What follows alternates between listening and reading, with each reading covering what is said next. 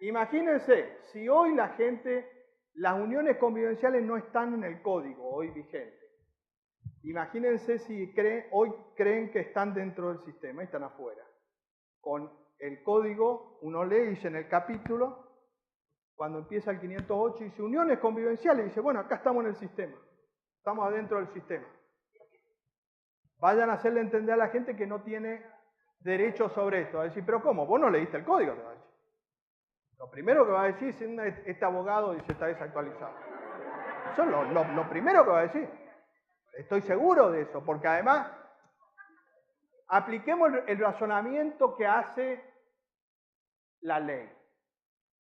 Diciendo, no, en ejercicio de la autonomía de la voluntad, si los convivientes no se casaron porque no quieren nada. Vamos a suponer que eso sea cierto, que es falso. Dos cosas. Primero,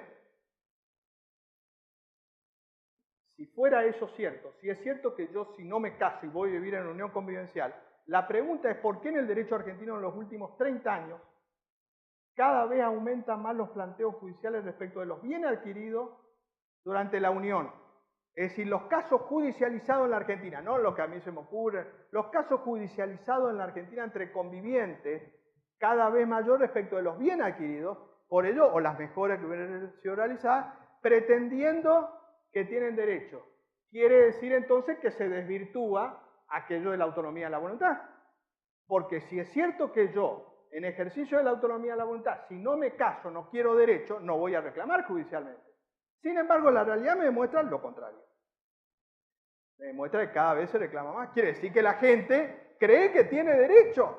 Entonces, lo que tiene que hacer el legislador es darle consecuencia jurídica y no decirle, no, usted en ejercicio de la autonomía de la voluntad no me venga a reclamar nada. Y es lo que se sigue haciendo. Por eso digo, en este aspecto, digo lo patrimonial, que es lo oculto, porque mantiene el matrimonio una estructura familiar sólida, sin que avance la autonomía de la voluntad en el patrimonio, porque bien en la pregunta inicial cuando alguien dijo como sorprendido al principio, me dijeron, pero entonces, si hay compensación económica entre cónyuges, ¿para qué hay separación de bienes? Sí, porque en el discurso, digamos, digo, no, ahora la separación de bienes. Entonces quiere decir que en lo patrimonial yo puedo tener autonomía de la voluntad. Sí, puedo tener, y está claro como decía. Pero por otro lado, yo tengo una puerta para corregir eso. En el matrimonio, esa autonomía de la voluntad, de la cual hoy nadie discute, y pareciera unánime, esa autonomía de la voluntad es cierta, pero no en lo patrimonial. Cuando hablamos del patrimonio, en lo económico, y esto se contrasta claramente en las uniones convivenciales, como correlativo. Es decir, se me da derechos, pero en lo patrimonial, no. Y en ese contexto, digamos, debe interpretarse la autonomía de la voluntad. Pero no es casual estas diferencias, porque digo, no están evidenciadas. Pero por eso digo, varios cuando preguntan, dijeron, no, esto es injusto. Sí, puede ser injusto, pero es la lógica del sistema. Digamos, tengo que estar atento o anoticiado, digamos, de esta circunstancia que aunque no se explique, es claro, porque esto que estamos diciendo está establecido en la ley, no es que yo estoy pensando en este momento, digo, no, los cónyuges no pueden pactar la exclusión hereditaria. No, eso es imposible de pactar. Y alguien podría decir, si hace 2 años, cuando en la autonomía de la voluntad, fíjense que se habla de la autonomía de la voluntad del derecho sucesorio. En el régimen del código actual, claro, si yo lo comparo con el código aprobado, si yo lo comparo con el régimen actual, sí hay una mayor inserción de la autonomía de la voluntad. Pero esa autonomía de la voluntad es muy limitada, ¿eh? Porque digo, ¿cuál es lo que se vendió como autonomía de la voluntad en el derecho sucesorio? La reducción de la legítima. Vamos a la situación concreta. Primero, la Argentina tiene la legítima más alta del mundo. O sea, es un dato importante. Entonces, ¿qué se hizo? Reducir. A ver, en el caso de los descendientes, hoy tienen 4/5, o sea, el 80% es indisponible. Mi autonomía de la voluntad estaría dada en el 20%, si tengo descendientes. ¿En qué cambia? Pasa de 4/5 a 2/3. Es decir, que hoy pasaría a tener una legítima, con el código aprobado, 66,66, o sea, 14. De 100, 14. Más de autonomía de la... 14% sobre 100%. Mi autonomía de la voluntad aumentó en 14 sobre 100. Claro, yo antes tenía el 20 y ahora tengo el 33,33, casi 34, ¿no? Y respecto de los ascendientes, hoy tienen 2/3, o sea, el 66,66, indisponible, pasa a 2/5, un medio, es decir, 50%. O sea, aumenta mi autonomía de la voluntad al 16%, ¿tá? En los ascendientes, porque hoy tiene 66, pasaría a tener 50. Entonces aumentaría mi autonomía de la voluntad al 16%. Yo hoy puedo disponer, si tengo ascendiente, el 33,33, y en el caso del código aprobado pasaría a tener el 50. ¿No es cierto? El cónyuge, llegamos al cónyuge.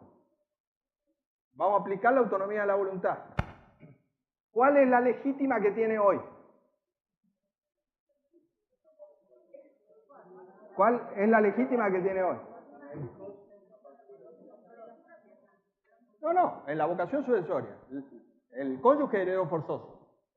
Así como los descendientes tienen 4/5. Perdón, 4/5, hoy digo. Los ascendientes tienen 2/3. ¿Cuánto tiene el cónyuge? Un medio. O sea, el 50%. Un medio. Vamos al código aprobado. ¿Cuánto tiene el cónyuge? ¿Cambia? No. Un medio. Sí. ¿Dónde está la autonomía de la voluntad? No, usted tiene cónyuge. Queda igual. Es decir, la autonomía de la voluntad respecto de los ascendientes y descendientes cambió. ¿Cuál es el debate? ¿Cuál es el debate en ejercicio de la autonomía de la voluntad? ¿O cuál debiera ser el debate en ejercicio de la autonomía de la voluntad? Como se da en la doctrina, en la legislación extranjera, en el derecho sucesorio. La supresión de la legítima.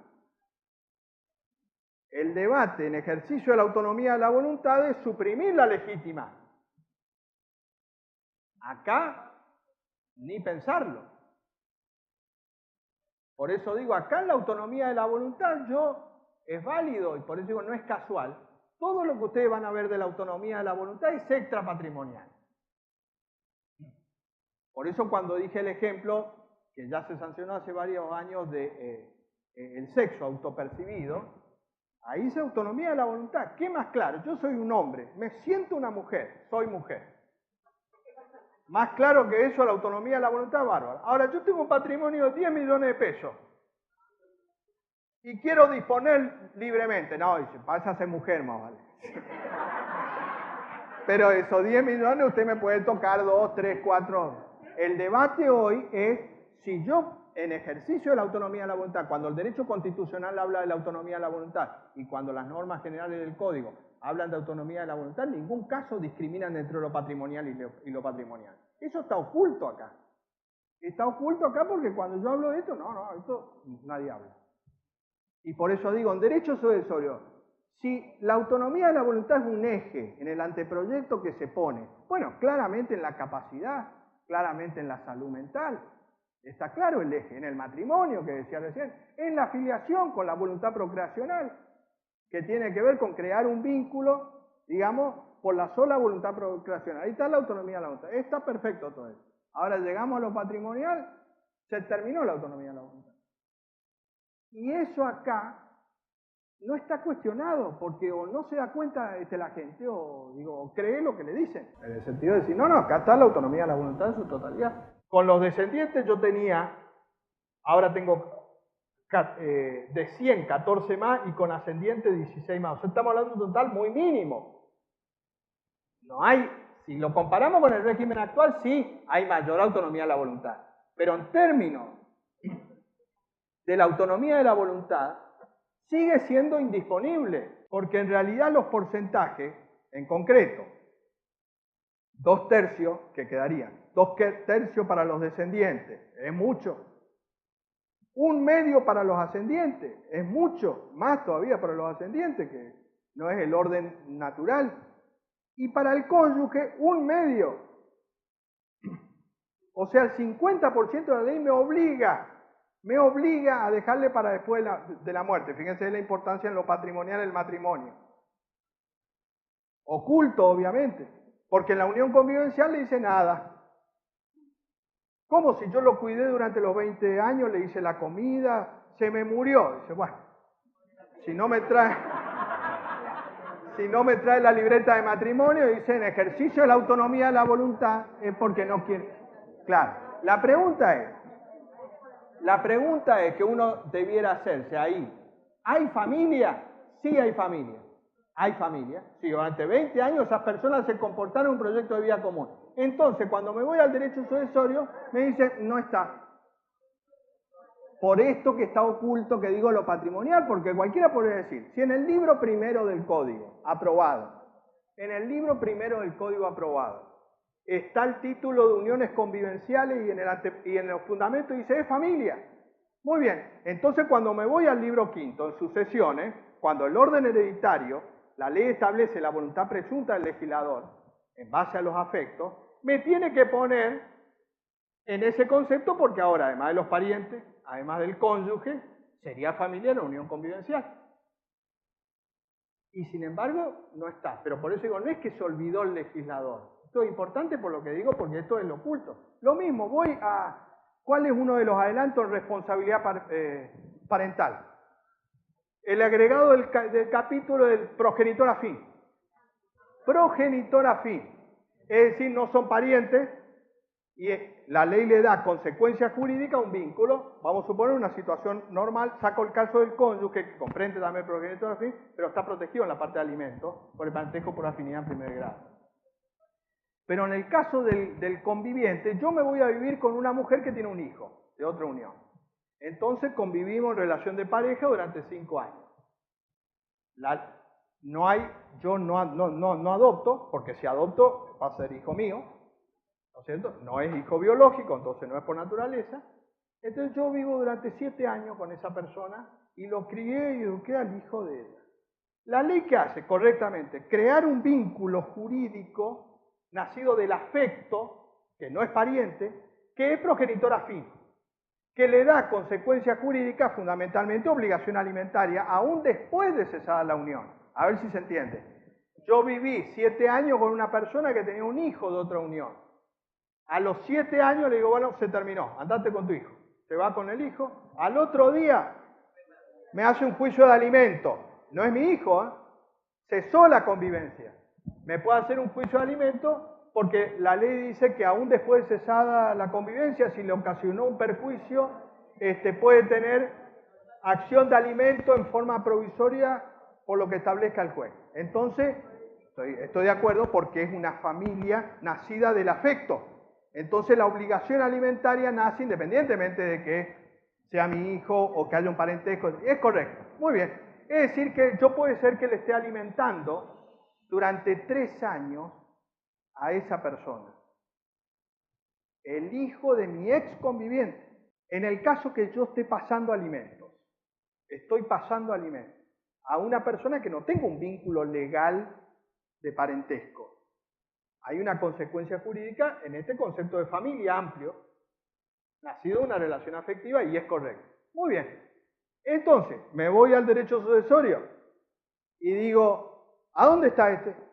No está. No.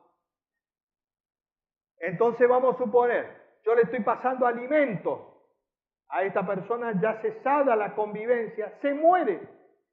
Entonces yo digo, bueno, yo me voy a heredar si es familia. Dice, no. La pregunta es, en el derecho sucesorio, ¿dónde está el progenitor afín? No está. ¿Y por qué? En realidad, por lo que decíamos, por lo patrimonial. Es familia, pero extrapatrimonial. De bienes queda para la familia. digamos, la sangre o el cónyuge. Y en realidad, por eso digo, es un sistema lógico que, vuelvo a repetir, cuando los tratados internacionales hablan de familia, cuando todos los tratados internacionales y la Constitución habla de familia, en ningún caso discrimina entre una familia integral y una familia extrapatrimonial solamente. Es un invento del legislador argentino. Es decir, cuando habla de familia, dice, bueno, hay una familia que tiene una protección integral, que sería el matrimonio, efectos personales y patrimoniales, y otra familia que tiene ciertas protecciones, pero más bien asistenciales, nunca económicas. Ese concepto no es un concepto de familia. La familia contempla tanto lo personal como lo patrimonial, lo cual no quiere decir que sean iguales, vuelvo a repetir, porque en ningún caso en la legislación extranjera se le da el mismo igual derecho, porque entonces ya estaríamos diciendo que es lo mismo. Está claro que no es así. Pero digo, fíjense que ese eje lineal es muy claro con respecto a lo patrimonial, porque en ese contexto, ahí sí entendemos, debemos entender que se ha dado un avance respecto de estas cuestiones, pero más bien extrapatrimoniales. Digo el caso argentino, porque en la unión convivencial, aún hoy, con el código nuevo, un código nuevo del 2015, 2014, 2015, de un código nuevo, mantenemos el tema de los efectos patrimoniales respecto a las uniones convivenciales fuera de estas protecciones, cuando que en otros países que tienen incluso un régimen de familia mucho más conservador que el nuestro, tienen hace mucho reconocimientos patrimoniales, tanto en vida como mucho después de la muerte, a los convivientes porque son familias. Si ustedes me preguntan por qué acá no se le reconoce, no sé, nosotros tenemos un problema con la unidad convivencial, una negación. De hecho, ya las leyes, antes del código obviamente, cuando las leyes en muchos casos hablan de las uniones convivenciales, concubinatos, convivientes, dice, por ejemplo, el derecho constitucional dice matrimonio aparente, parece el innombrable.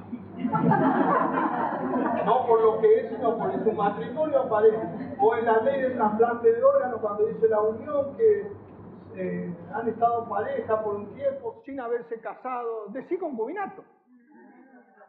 Digamos, es como una cosa, el innombrable.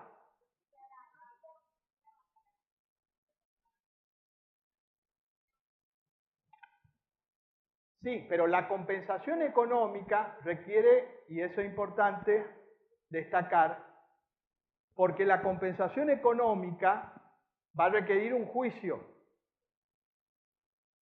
y una valoración subjetiva. Entonces no va a faltar un juez cuando diga, no, como dice ahora. Es más, si ustedes leen los casos de concubinato, cuando se reclaman, por ejemplo, por una sociedad de hecho, una comunidad de bienes e intereses, bienes,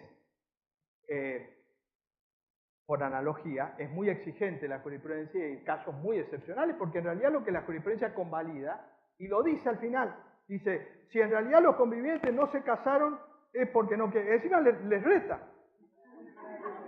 Porque en la sentencia al final es como le dice, ¿vieron lo que le pasó por no casarse? Lo que le está diciendo ese modelo es que decir, esto es matrimonio o nada. Y eso es lo que hay que romper. Lo que hay que pasar a un escenario es que detrás del matrimonio hay vida. O sea que hay otra forma de familia, pero otra forma de familia que tiene que reconocer. Por eso la legislación extranjera, en ejercicio de la autonomía de la voluntad correctamente, le da la posibilidad a los convivientes que puedan presentar un pacto donde no quieren nada. Y ahí está bien. Pero si ellos presentan. Pero lo normal y lógico, el Estado tiene que deducir que lo normal y lógico, que si dos personas vivieron en relación de pareja durante más de 2 años, es porque son familia. Claro, por eso. No igual a un matrimonio, porque por eso decíamos, lo cierto, que no se casaron. Entonces yo no puedo. Sí, es clara, pero no esta diferencia. En el código aprobado hay 2 especies, bajo unión convivencial hay 2 especies, la registrada y la de hecho. El primer artículo y el segundo artículo de la unión convivencial es contradictorio con el 522, porque los dos primeros artículos de la unión convivencial dice el registro de la unión convivencial a solo fines probatorios. Es decir que, lo dice claramente los dos primeros artículos, que si yo me registro es a los solos fines de que esté probada ya la unión. En cambio, si yo estoy de hecho en convivencia, voy a tener que probar lo que tengo que probar hoy, digamos, singularidad, estabilidad, permanencia, etcétera, etcétera. O sea, probar el concubinato. Eso está claro en los dos primeros artículos. Es decir que son dos especies dentro del género. No tienen más o menos derechos porque solamente a los fines probatorios. Sin embargo, el 522, cuando habla de la protección de la vivienda, cuando habla del asentimiento para disponer de la vivienda, como sería el equivalente al 1277 entre cónyuges, se amplía para los convivientes. Es decir, si acá es la sede del asiento del hogar común, yo estoy en convivencia durante 5 años. Para lo que la ley dice, como lo dice ahora y lo sigue diciendo para el cónyuge, mientras estén conviviendo, ¿no? Estamos hablando durante la convivencia en lo que es el asiento del hogar común. Si el titular, el propietario, uno de los convivientes, quiere vender, tiene que tener el asentimiento, como hoy el cónyuge, ¿no? Bueno, eso se agrega respecto al conviviente. Entonces, si yo estoy viviendo con una mujer en la cual ella es propietaria del departamento, ella para vender, si está radicado ahí el hogar común, necesita mi asentimiento, ¿no es cierto? En protección de la vivienda. Lo que pasa es que el 522 dice todo esto que estoy diciendo, empieza diciendo si la unión está registrada. O sea, hay una diferencia que a uno se le otorga más derechos que el otro según esté registrado o no. Contradictorio con los dos primeros artículos que solamente dice a los fines de la prueba. Va a haber dos criterios jurisprudenciales, porque un criterio jurisprudencial va a decir, no, yo aplico literalmente el 522 diciendo que este derecho a la vivienda lo tiene solamente en la especie, no el género, sino los que estén registrados, y es claro. Y otros jueces, que creo que es lo correcto, tiene que aplicar los dos primeros artículos, diciendo que si la ley al comienzo a mí me dice que la registración solamente tiene valor probatorio, no me puede restringir un derecho por no estar, y con más razón un derecho a la vivienda, un derecho humano fundamental como la vivienda, por no estar registrado. Ahora, esas dos posturas es lógica sostener. Bueno, pero por eso... Bueno, ahí en ese caso... Por eso, ahí en ese caso se podría haber establecido un registro especial en ese sentido, pero corrigiendo esos dos primeros artículos. Porque no es que esté mal lo que usted dice, el problema es que es contradictorio. Entonces un abogado se va a fundar en este artículo y otro en el otro. Sacando esta diferencia de incompatibilidad y en lo que usted preguntó, la compensación económica, ahí no hay ninguna discusión, digamos, que lo tienen cualquiera de los dos. Tanto el que esté registrado como el que no está registrado. Eso es importante por una cuestión que no tiene solución, que es la siguiente, que tiene que ver con la ética profesional. Porque en definitiva viene una persona y me dice a mí, y aplico hoy el régimen actual, lo mismo. Vienen hoy dos convivientes a mí y me dicen, mirá, nosotros vivimos durante 20 años juntos y adquirimos una casa con el esfuerzo común. Entonces le digo, a ver, ¿cuál prueba vos tenés? ¿Vos tenés prueba por escrito? ¿O más o menos? No. Y digo, no, mirá. Yo le digo, no haga un juicio porque de 1000 juicios hay uno que reconoce una sociedad de hecho. Entonces digo, el factor acá de pérdida es muy grande. ¿Qué pasa el problema? Que esa persona va a otro abogado. Y dice, ah, no, señor, usted le puede sacar la mitad de la casa. Y entonces el cliente que dice, este es un buen abogado. Porque el otro me dijo que no tengo derecho. Y este es buen abogado porque este le saca la mitad. Entonces viene el problema. Lo embarca en un juicio. Y a los 3 años, ese abogado le dice, mire, este juzgado es un desastre. Y sigue quedando como fenómeno. El problema, como te dice la Cota, es que tiene que pagar. Lo embarcó en un juicio con un potencial de resultado positivo mínimo. Bueno, entonces viene a esto que decía hoy, con la compensación económica. Y usted decía el empobrecimiento. y en muchos aspectos puntuales. Muchos abogados le decían, sí, mire, la factibilidad es poca. Y otros le dicen, sí, hay que reclamarle porque le vamos a sacar el 30, el 40, el 50. Y se va a embarcar con este. El problema es que ahí, en la situación, eso de las costas va a ser cuando ya terminó el juicio. Y eso es un problema. El problema va a ser los abogados que planteen. El problema va a ser los abogados que planteen esos recursos, porque hay una situación. Es cierto que la ley dice esto, que el juez puede dictar sentencia conforme a la ley nueva. Pero ¿qué pasa en este tema de divorcio? Hay algo que jurídicamente, por lo menos uno tiene que pensar, que es lo siguiente, y que lo van a plantear muchos abogados. El adulterio sobre la cual yo basé mi demanda, tuvo lugar en noviembre del año pasado, el hecho. Y yo inicié la acción judicial en marzo. ¿No es cierto? La acción judicial. Pendiente el juicio. A mí me dice, no, yo lo divorcio ahora por divorcio encausado. Entonces el abogado de la parte que debiera ser inocente dice, no, yo estoy perdiendo un derecho constitucional a la inocencia. Porque el hecho se consumó ahí, yo inicié la acción acá, y con la vigencia de este nuevo código, el inocente pierde el derecho inocente. O sea, ya no hay inocente o culpable. No sé cuál será la solución después de su planteo, pero eso se va a plantear, porque es lógico. Y sí. No, independiente de la compensación, porque yo como inocente tengo hoy ciertos derechos. En el divorcio eso va a pasar mucho de las cuestiones de la ley aplicable y la vigencia, porque como dijimos al comienzo, cambia mucho. Entonces mi situación jurídica como cónyuge inocente cambia sustancialmente. Esto ha pasado con distintas leyes. Esto ha pasado mucho, por ejemplo, con la 17711, que se ha cuestionado la solución que dio de la retroactividad o irretroactividad. Por eso digo, se va a plantear sí o sí, más allá del resultado y más allá de que esté previsto, porque son situaciones. Y ahí está el planteo que un abogado va a decir, no, ¿cómo? ¿Cómo yo voy a perder un derecho? Si lo cierto es que yo tengo que tener una compensación por estas circunstancias, y puedo alegar y probar esto, ¿por qué yo voy a perder ese derecho por la vicisitud que se me haya muerto a mí el conviviente? Está claro que en el código está previsto solamente para el divorcio. Y eso se va a evidenciar más porque en la unión convivencial está prevista para el cese en todos los casos. Entonces acá se suma a este argumento que decía el otro, decía, ¿cómo? Si en la unión convivencial este derecho no lo pierde por la muerte, porque puede tener tanto si la ruptura se dio en vida como por la muerte. Yo creo que ese planteo se va a dar y yo creo que debe prosperar.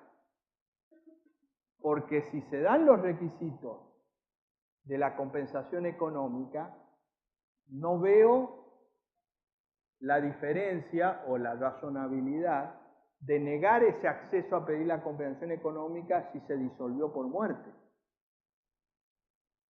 Y más allá del derecho hereditario, como alguien decía. Porque si yo tengo 9 hijos, perdí. Era mucho más preferible que me divorcie. Porque yo voy a tener que ir a la sucesión, aún en calidad de heredero, a dividir con 9. En cambio, con una compensación económica, además de mantener mi derecho hereditario, tengo un derecho autónomo. O sea, eso, por eso digo, se va a plantear porque así. Entonces digo, yo profesional, en 10 años, me desarrollé y compré 10 casas. Y es más, yo le dije a mi conviviente cuando nos casamos, ¿vos qué estás haciendo? Estoy trabajando, deja ese trabajo. Andate a casa a trabajar y, ¿no es cierto? Me hace caso. Se desarrolla durante 10 años en el hogar. Y yo a los 10 años me muero. Es injusto. Porque ella pierde un derecho objetivamente comprobable por la circunstancia de que yo me muero. Entonces ese rol que ella ejerció quedó licuado. Porque en realidad quedó sin la compensación. Pero está claro que en el código se establece solamente para el divorcio. Pero hoy, y en el código aprobado, el primer orden concurre con el tercero, descendiente y cónyuge, el segundo, que sería descendiente, ascendiente y cónyuge, o sea, sea, la concurrencia sigue siendo igual. El cónyuge no es excluido por los descendientes y ascendientes, sino que concurre. Y excluye a los colaterales. Y la forma de distribución es la misma que en el régimen actual. Lo que va a cambiar fácticamente en una sucesión es, según yo tenga o me muera con un régimen de comunidad o de separación de bienes.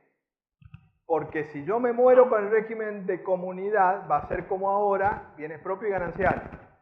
Y se va a distribuir conforme a ese orden. En cambio, si yo me muero en el régimen de separación de bienes, ya no va a existir la categoría, en esa sucesión, de bienes gananciales. Entonces, el cónyuge va a heredar con los descendientes, por ejemplo, como un hijo más.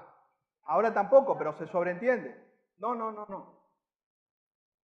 Yo hoy, en concurrencia con los ascendientes, cónyuge y ascendiente, como hay bienes gananciales, hay que discriminar bienes gananciales y bienes propios. Respecto de los gananciales, el 50 no entra en la sucesión.